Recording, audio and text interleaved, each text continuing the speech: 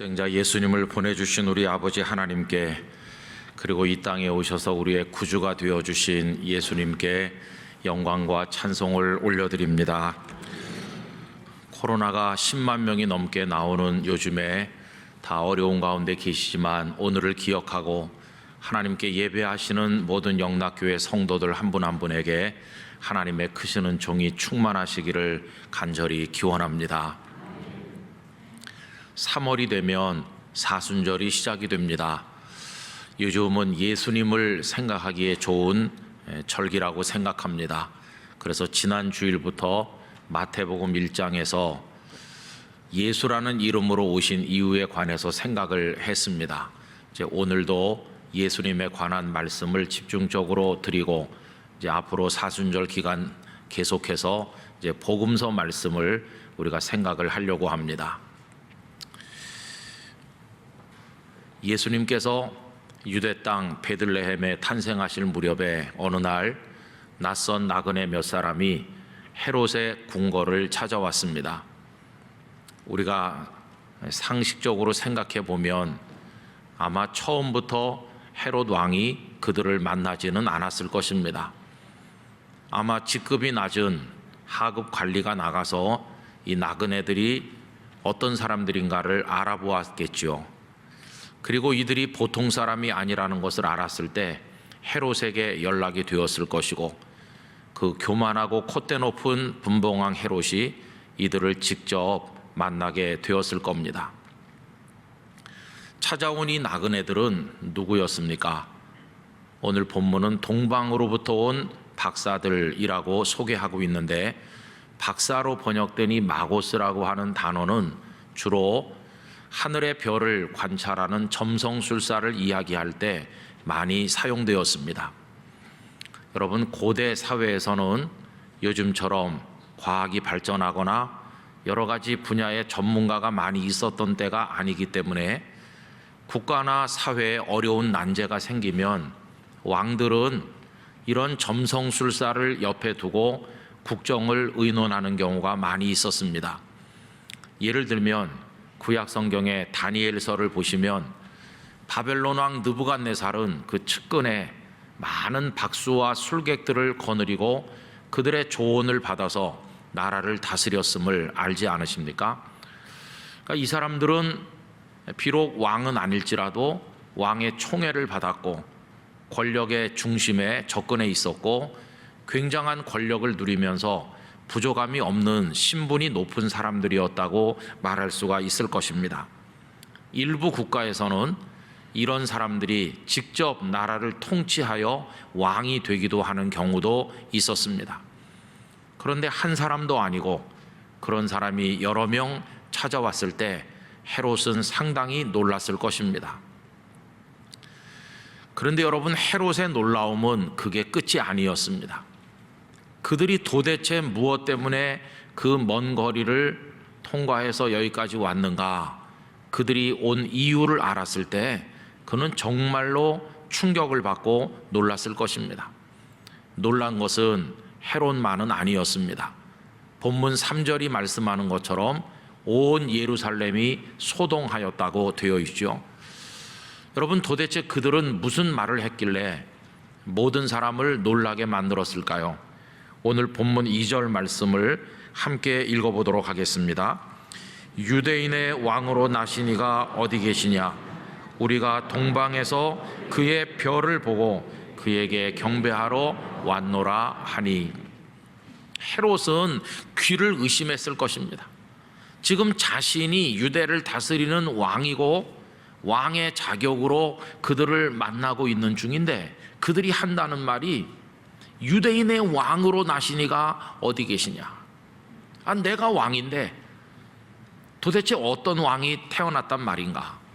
그것도 평범한 탄생이 아니라 하늘의 별이 나타나서 그의 탄생을 암시했다고 하니 도대체 탄생했다는 아기는 누굴까?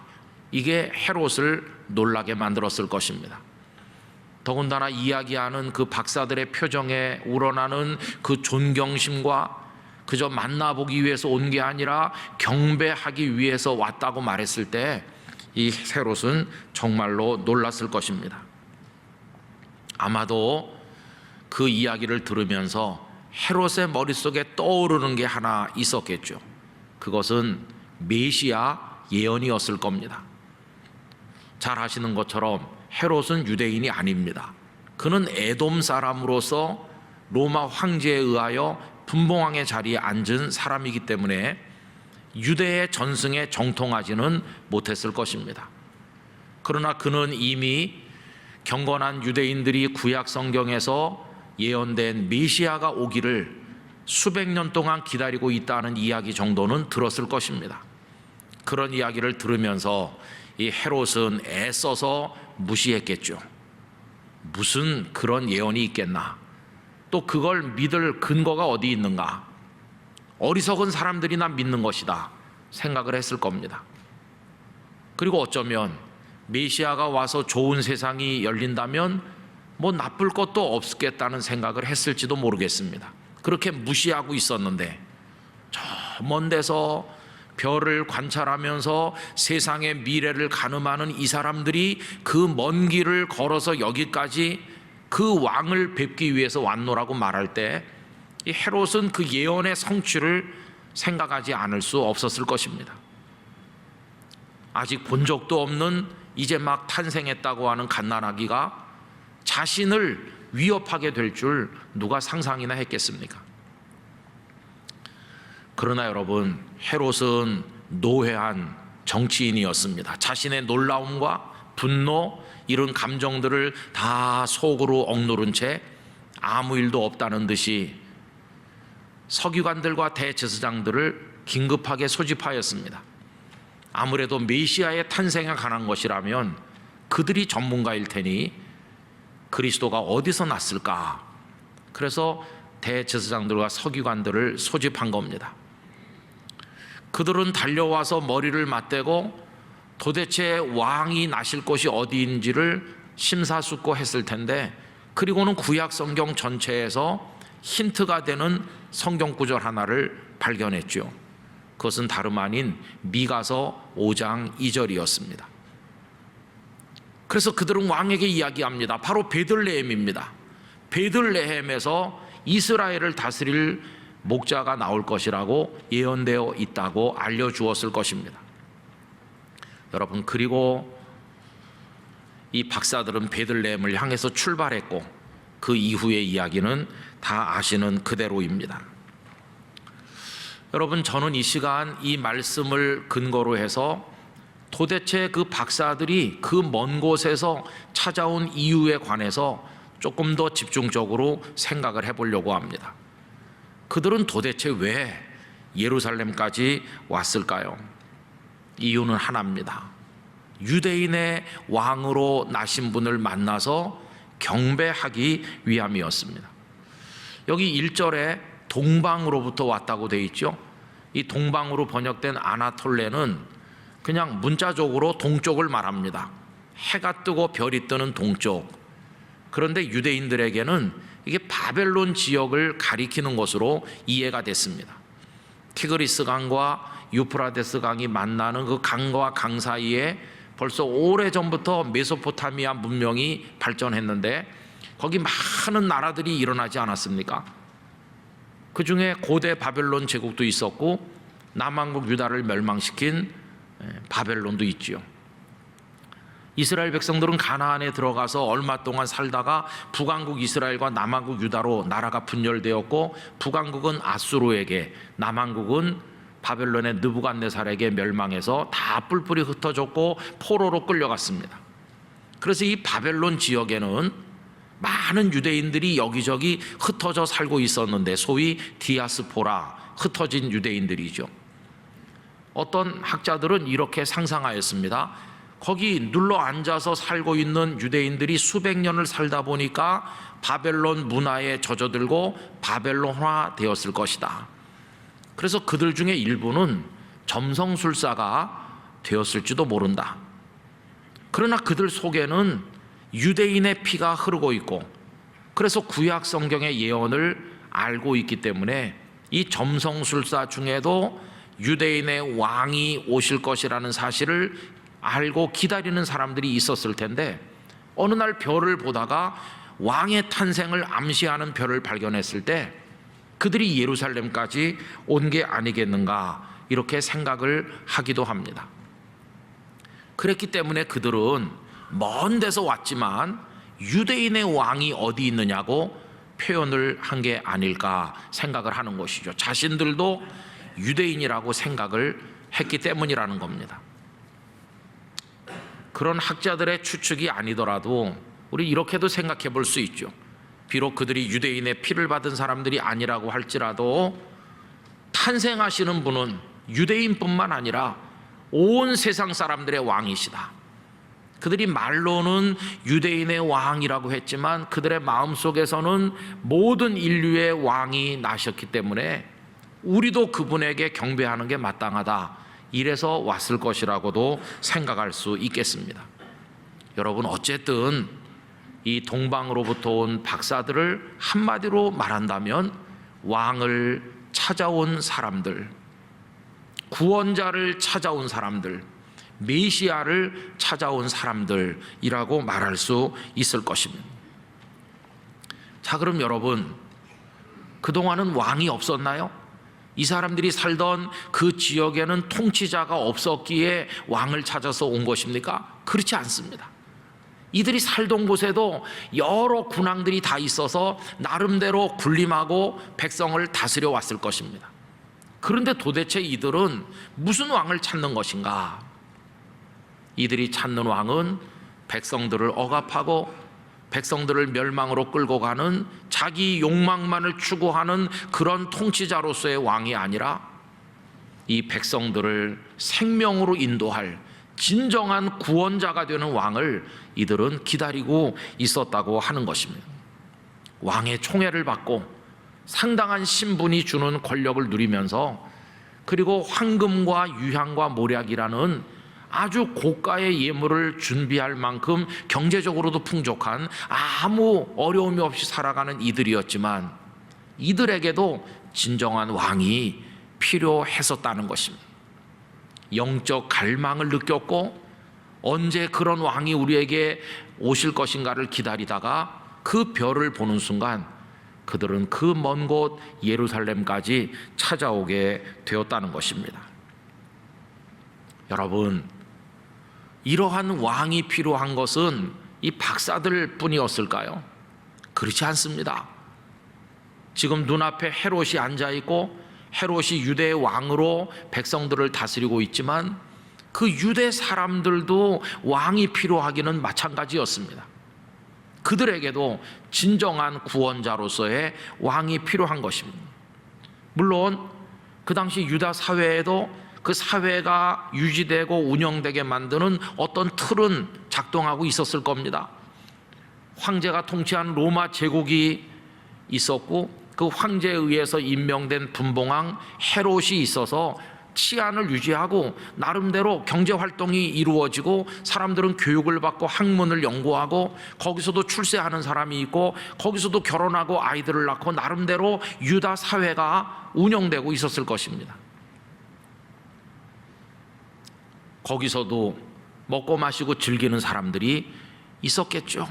사람들은 나름대로 그 틈새에서 자기 인생을 유지하기 위한 어떤 자리를 확보하면서 안간힘을 쓰고 살아가고 있었을 것입니다. 그 복잡한 예루살렘, 혼돈 속에 있는 유대 사회도 그런 대로 삶이 이루어지는 현장이었을 겁니다.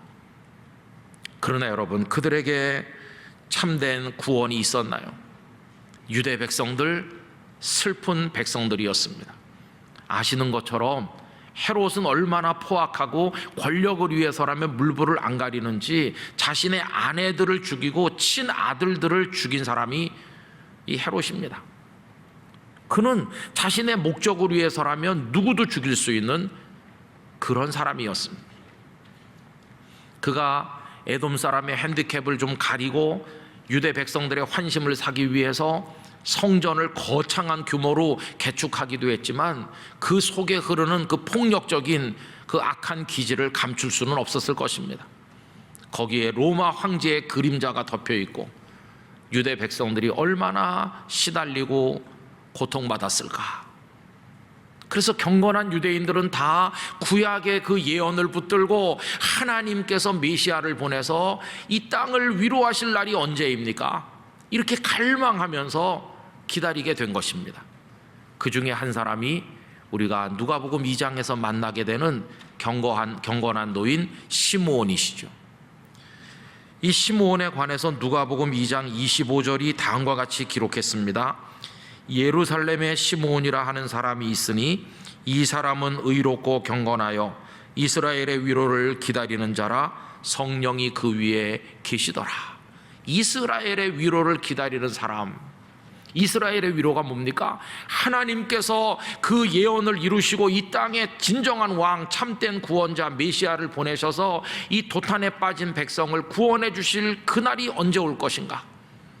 이 시므온만 그걸 기다린 것이 아니라 예루살렘 그 거미줄같이 복잡한 이 골목 저 골목 이 다락방 저 다락방에서 그날을 기다리면서 목 놓아 눈물로 부르짖는 이들이 얼마나 많았겠습니까? 여러분, 2000년 세월이 더 지나 우리는 오늘 이 시대 대한민국 국민으로 살아가고 있습니다. 오늘 우리들은 어떻습니까?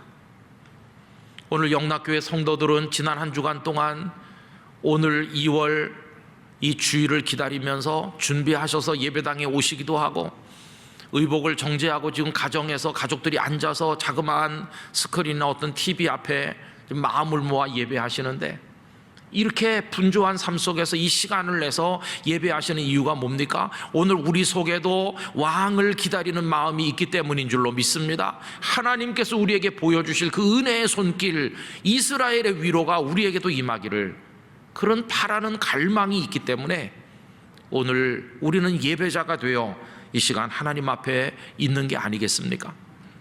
여러분, 우린 지구촌의 한 구성원으로 대한민국 국민의 하나로 지금 살면서 우리 사회가 주는 어떤 틀 안에서 우리도 나름대로 살고 있습니다. 공부를 하고 직장을 얻고 돈을 벌고 결혼하고 아이들을 낳고 먹고 마시고 친구를 만나고 사귀고 명함을 주고받으면서 나 이런 사람이에요 이러면서 때로는 자부심을 느끼기도 하고, 그러면서 우리도 이 어려운 사회 속에서 어떻게 내 두 발을 디딜 곳을 찾기 위해 몸부림치면서 오늘까지 수십 년 살아왔죠. 그 와중에 일제역압도, 전쟁의 고통도, 가난도, 말할 수 없는 사회적 혼란도 겪으면서 여기까지 살아왔습니다.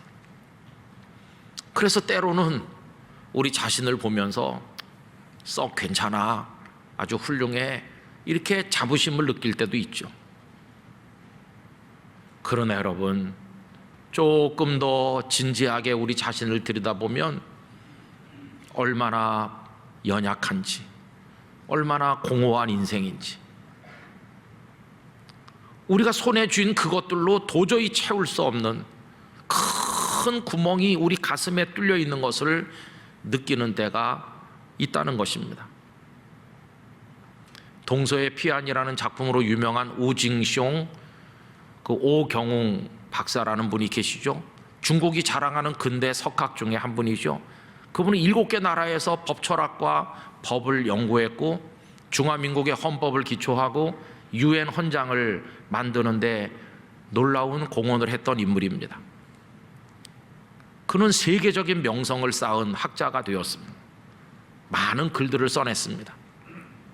어느 날 높은 빌딩에 잘 준비된 사무실에 있다가 창밖을 서서 내다보게 되었는데 갑자기, 너무나도 갑자기 자기 인생에 구멍이 뚫린 것을 알게 됐습니다. 얼마나 허전하고 공허한지, 손에 다 쥔 것 같은데 아무것도 없다는 느낌이 들었습니다. 처음에는 그 공허함의 원인을 찾지 못해서 내가 왜 이런가 이렇게 생각을 했는데, 그렇게 한참을 창가에서 서성거리다가 불현듯이 그 이유를 알게 되었다고 합니다.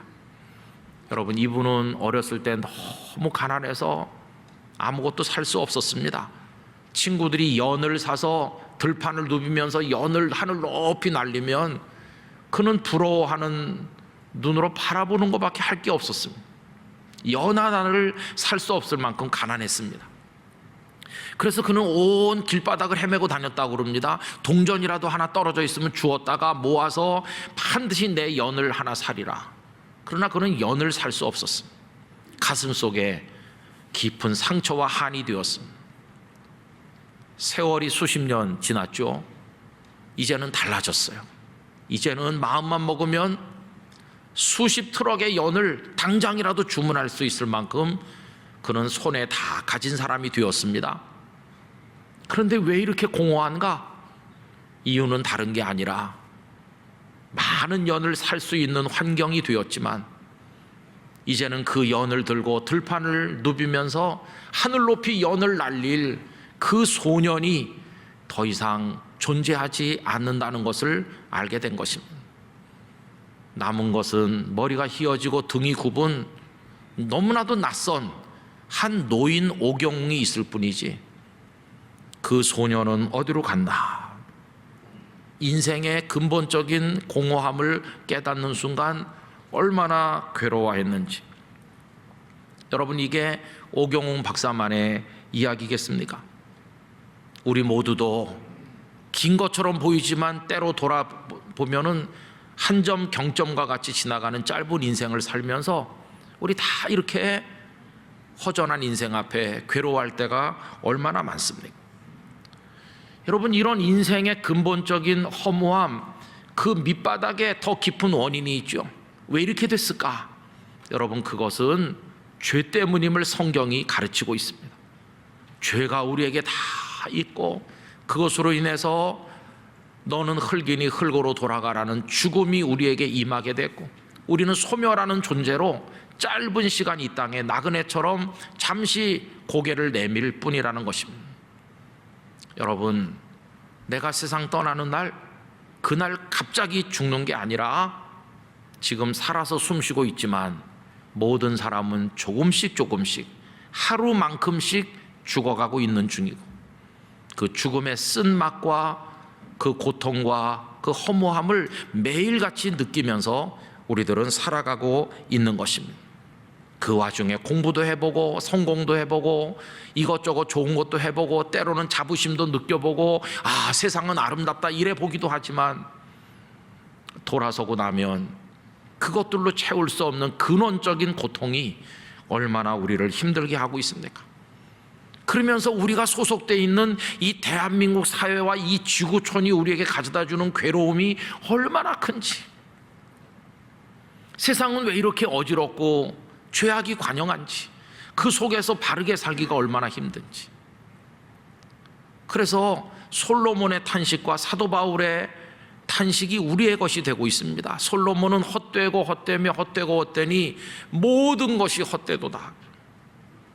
그는 우리 대신 인생의 허망함을 이야기해 바르게 살려고 노력하지만 죄악의 세상에서 괴로워하는 그 고통을 바울 사도는 이렇게 탄식했죠. 오호라, 나는 곤고한 사람이로다.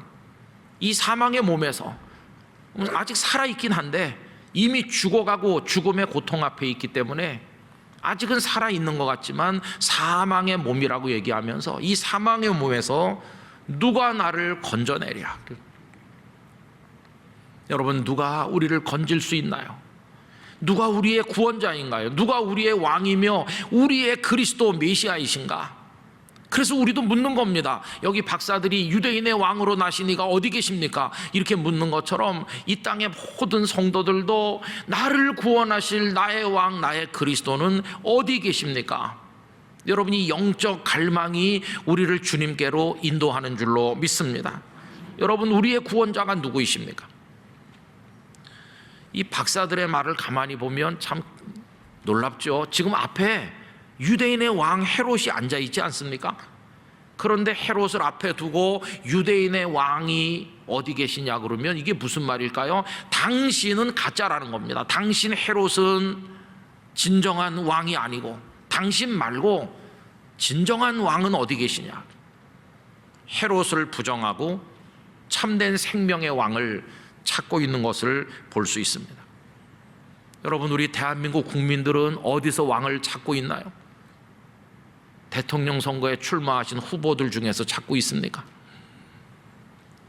여러분, 이 세상에는 헤롯들은 얼마든지 있지만 진정한 생명의 왕은 없습니다.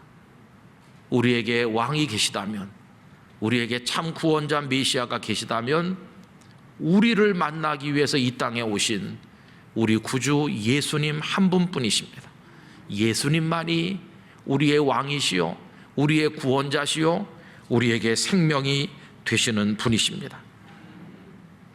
우린 이미 그 예수님을 고백하기에 그리스도인 성도라고 하지만 오늘 이 예배를 통해서 다시 한번 우리에게 생명의 왕은 예수님뿐임을 재확인하시기를 부탁을 드리는 것입니다. 여러분, 예수님뿐임을 고백하셔야 됩니다. 이 박사들은 어떻게 됐나요? 박사들은 베들레헴에 갔고 그 별을 보고 가장 크게 기뻐하였다고 했습니다. 연세 많은 노인들이 이제 막 탄생하신 아기 예수님께 이마를 땅에 대고 엎드린 모습이 얼마나 이상합니까? 노인이 아기에게 무릎을 꿇다니. 그리고는 황금과 유황과 모략을 드려 경배했는데 이 예물을 드리기 전에 이미 그들의 영혼을 그리스도께, 주님께 다 드린 게 아니겠습니까? 주님은 그들을 맞이하셨고 돌아가는 그들은 왔던 길로 다시 간 것이 아니라 주의 사자의 지시를 받아 다른 길로, 새로운 인생의 길로 걸어가는 사람들로 바뀌게 된 것입니다. 박사들이 메시아를 찾아, 그리스도를 찾아, 왕을 찾아온 그 이후로 우리 기독교 역사는 한마디로 말하면 그리스도를 찾는 사람들의 행렬이라고 할 수 있습니다. 무수한 사람들이 왕은 어디 계십니까? 그리스도는 어디 계십니까? 라면서 주님을 찾고 있는데 그 행렬의 맨 끝자락에 우리 영락교회 성도들도 서 계신 줄로 믿습니다. 복음서를 읽어보면 많은 사람들이 예수님을 찾아왔습니다. 너무도 다양한 사람, 남녀노소 얼마나 많은 사람들이 예수님을 찾아오는지, 찾아온 이들이 예수님을 만나는 이야기가 복음서 이야기입니다. 지체 높은 사내들인 공회 회원이면서 존경받는 랍비였던 니고데모도 예수님을 찾아왔는가 하면, 딸의 죽음을 앞에 두고 회당장 야이로도 찾아왔는가 하면, 가난하고 병든 불쌍한 사람들, 인생이 슬퍼서 우는 사람들, 다양한 사람들, 어른 아이 할 것 없이 다 예수님을 찾아왔고 예수님을 만났습니다. 이 만남이 어떻게 이루어졌는가? 사람들이 예수님을 찾아가기 전에 그분이 먼저 하늘 보좌를 버리시고 이 땅에 찾아오심으로써 그 찾아가는 게 가능하게 되었고 예수님을 만나게 된 것이었습니다. 예수님은 그 근원의 고통이 되는 죄로부터, 그 죄가 가져온 죽음이라는 고난으로부터 우리들을 건져서 궁극적인 생명의 구원을 우리에게 주시니, 여러분, 우리의 왕, 우리의 구주 예수 그리스도 외에 우리가 찾아갈 분이 어디에 있겠는가 하는 것입니다. 암으로 투병하면서 당신이 살아있을 시간이 얼마 없음을 공개적으로 이야기하고 있는 그 이어령 선생님, 그분이 말하기를 의문은 지성을 낳고 믿음은 영성을 가져온다라고 했습니다. 어떤 일에 대해서 의문이 생기면 자꾸 질문하게 되고, 질문해서 답을 얻고 답을 얻으면 지식이 축적됩니다. 그러나 그 많은 지식이 석학이 된다 할지라도 어느 순간 자신의 인생에 뚫린 구멍을 메울 수 없는 한계를 가지고 있음을 알게 될 때, 그때서야 떨리는 손으로 믿음의 문을 놓고 하게 되고, 그 문이 열릴 때 이제는 영성의 전당으로, 신앙의 전당으로 들어가게 된다고 고백하였습니다. 여러분, 그때가 되면 지식과 진리가 다르다는 것을 알게 됩니다. 수많은 지식을 가졌으나 지식이 구원할 수 없을 때 구원을 가져오는 예수님의 진리를 추구하게 되는 것이고, 세상의 명예와 존귀가 자신을 채울 수 없음을 알게 될 때 하나님의 자녀라는 존엄함이 얼마나 축복인가를 향해서 눈을 뜨게 되고, 그때 예수 그리스도 앞에 당신밖에 없습니다라고 무릎 꿇는 그 순간 그 사람은 비로소 그리스도인이 되는 것입니다. 여러분, 그리스도를 찾는 이들의 대열에 영락교회 성도들이 다 합류하고 간절하게 그분을 찾고 오늘도 그분을 향해 내일도 그분을 향해 나가게 되기를 원합니다. 이것이 예수 그리스도를 향하는 우리들의 영원한 행진이 돼야만 할 것입니다. 하나님께서 우리에게 간절한 마음, 갈급한 심령을 주시길 원합니다. 시편 42편 1절, 하나님이여 사슴이 시냇물을 찾기에 갈급함같이 내 영혼이 주를 찾기에 갈급하니이다.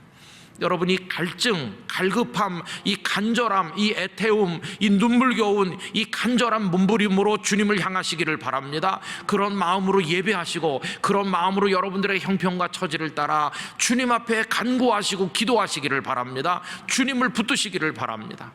주님은 반드시 외면하지 않고 우리를 맞아주시고 위로하시고 우리의 삶을 보듬어 안아주실 줄로 믿습니다. 그 주님, 우리에게 유일하신 생명의 구주이십니다. 그래서 그분을 만나는 기쁨 아래에 있을 때 우리들은 다른 길로 걸어가는 인생이 될 것이고, 나 이제 주님의 새 생명 얻으면 옛것은 지나고 새 사람 되었노라고 찬송하게 될 것입니다. 예수님을 향해 나가는 이 발걸음은 결코 멈춰 설 수 없는 것이고, 신앙이 무엇인가? 라고 묻는다면, 오늘 이 주제와 연결해서 대답한다면 주님을 찾아 끝없이 나아가는 게 곧 신앙이라고 말할 수 있을 것입니다. 여러분, 하루에 한 번쯤은 홀로 있는 시간을 가지시고 고요히 눈을 감고 머리 숙여서 속삭이시기 바랍니다. 주님, 저 왔어요. 주님, 저예요. 저 아시죠? 그러면 주님께서 울지 말아라. 내가 너를 기다리고 있었어. 너 또 나를 찾아왔구나. 내 사랑하는 사람, 이렇게 품에 안아주시고 우리를 위로하실 것입니다. 아무리 대한민국 사회가 혼란하고 세상이 어지럽다고 할지라도 그 주님을 찾는 믿음과 발걸음이 이어질 때 언젠가는 영원한 천국으로 이어질 것이고, 천국문 앞에서 그 주님을 만나게 될 것입니다.